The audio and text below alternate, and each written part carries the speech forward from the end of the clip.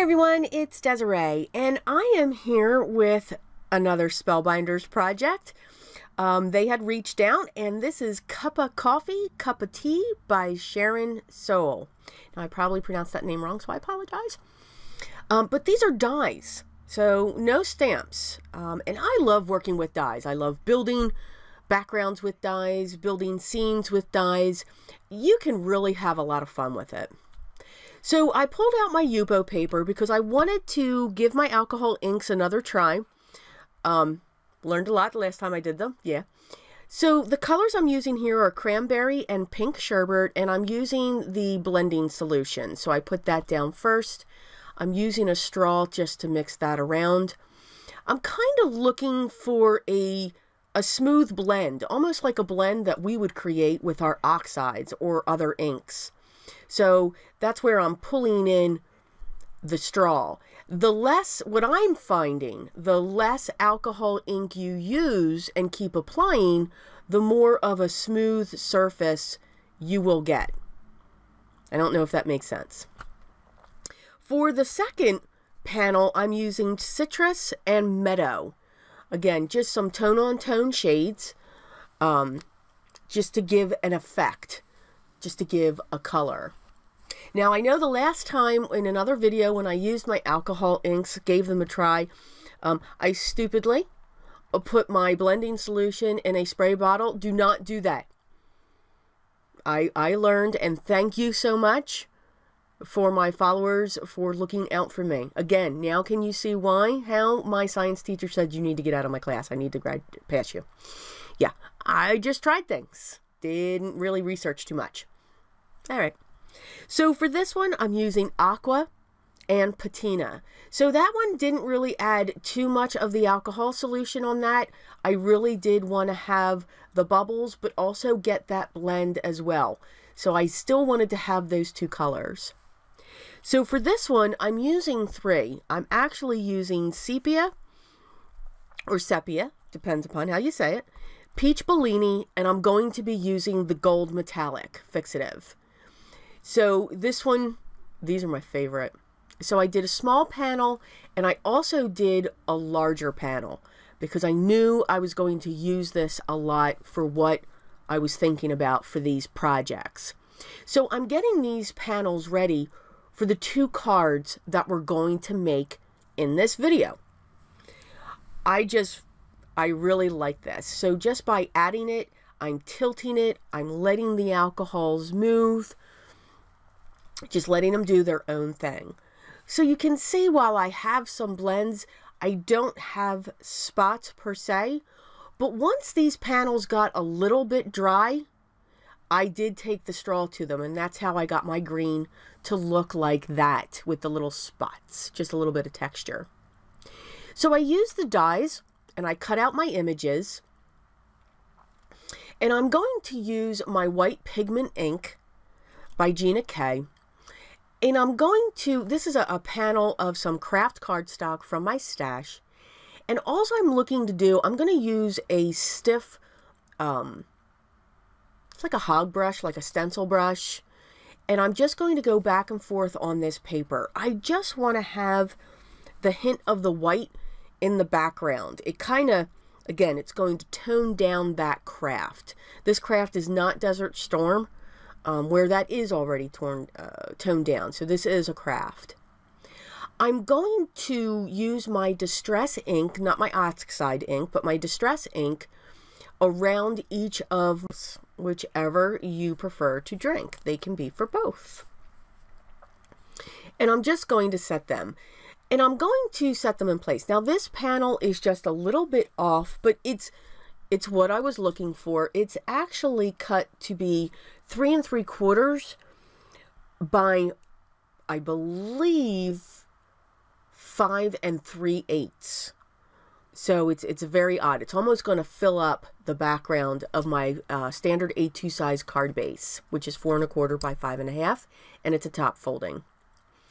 So I'm just looking at the cups and the mugs on which way I want them to sit. So I decided to set my green one down, and then I'm going to come in with the red mug and then finally the aqua. Now, why did I do that? Because the handles, you know, left, right, left. Yeah, it just took over. I'm going to stamp my sentiment using the white pigment ink, and then I'm going to come in with a white embossing powder just to make it stand out a little bit more. It makes it a little bit bolder. And the sentiment I chose for my stash is A Cup of Joy. So I'm going to take my distress ink as well, and I'm going to put it up onto just an acrylic block. I'm going to use a sprayer, and I'm going to wet that, and then I'm going to flick this onto my panel. Now, I didn't want to spray it on my table because I would have gotten water all over the place. But I wanted to focus down on the corner and just have it come up. I was okay if it went on the sentiment, and I was okay if it went up onto the mugs. Now, I've got these 3 mugs. I totally forgot to cut what I believe is the saucer base, or the base of the cup, the saucer base. Yeah. And I think I put this in upside down, but that's okay. So I finally did that, and then I'm going to come in with some distress ink just to go around the edges, and then I decided I want to go around my whole card just to give it that hint of color onto the edges, and I think it frames it up really nice. So that is our first card. So you can see what those alcohol panels looked like. I did cut 2 large circles. I wasn't quite sure where I was going to go. I had an idea. But what I did for each of the elements, the spoon, the top of the cup, the inside of the cup, the outside, I cut everything 3 times except for the top of the mug, the blue. So I cut that twice. So I'm going to glue those together. I cut 3 of the spoons, and I'm going to glue those together. It's a great way that if you like using dies and you have a lot of dies, but let's say you don't have foam squares, you never know. Just cut your pieces multiple times, and that will give you your dimension without using foam squares. It'll make them stronger as well because they'll be directly adhered on your card. So this is just another way. If there's a product that you just don't want to get, or you just don't see a sense of, this is another way to give you dimension onto your card panels. So I did the heart, glued that together 3 times, and then I'm doing the accent piece, and that was the larger heart that I did. Now I'm just doing the accent piece that will go between the 2 hearts, the large and the small, and then finally I will glue the smaller hearts together. So all of the brown cardstock from my stash is done in 3s. When it comes to this, I really like the panels, the way that I wasn't quite sure how the alcohol panels that I made were going to come out. I really went to different colors. I used a brown, I used a peach, and then I came in with the gold. So I think they came out really cool. The gold just really picked up the peach and gave that an accent to it. So I did have a lot of fun with my alcohol inks. Now that I know, do not put the solution in a sprayer. And I did finally, for those of you that graciously gave me those comments, I did watch the Tim Holtz video and I heard that. Okay. Yeah. Oh my goodness. Only me. So I'm coming in with my distress ink around all pieces. Whether it was the alcohol panels, whether it's the brown cardstock, everything is getting the vintage photo ink all the way around it, even the blue. Again, it's just going with that theme. I'm curling up, it's not going to stay, but I'm just bending up the edge of the saucer, because that piece, that's what that's turning into. That's turning into my saucer.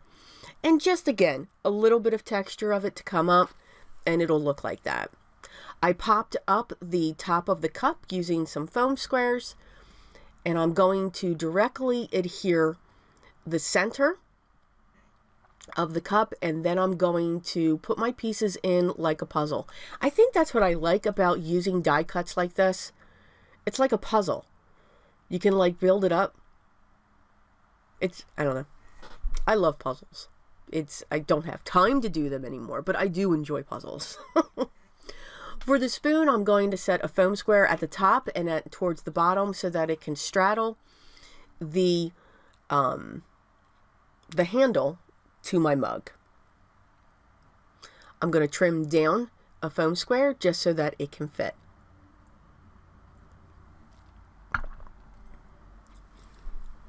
I'm then going to, before I attach that, I'm going to make sure that I attach my cup down towards the bottom.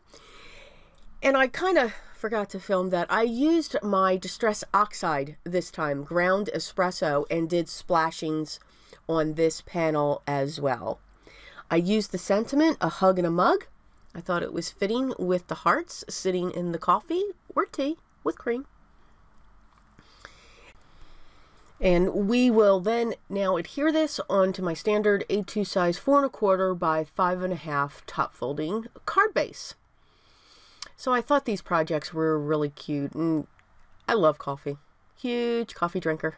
Starbucks is my favorite, yes. But I hope you did enjoy these projects. If you did, hit the thumbs up. If you haven't yet subscribed, make sure you subscribe. You don't want to miss all the wonderful projects that are going to be coming out. If you should have any questions or comments, please leave those down below as well, and I will get back to you as soon as I can. The products that I used in this video will also be linked in the video description below, so that if you want to check them out, you will be able to click on those links. Know that with this collection, the Cuppa Coffee and Cuppa Tea by Sharyn Sowell, for Spellbinders, there are other products available. So if you're curious, it'll be easy to get to. I hope everyone has a great day. I hope you are enjoying it. But always remember what's most important. Always be creative.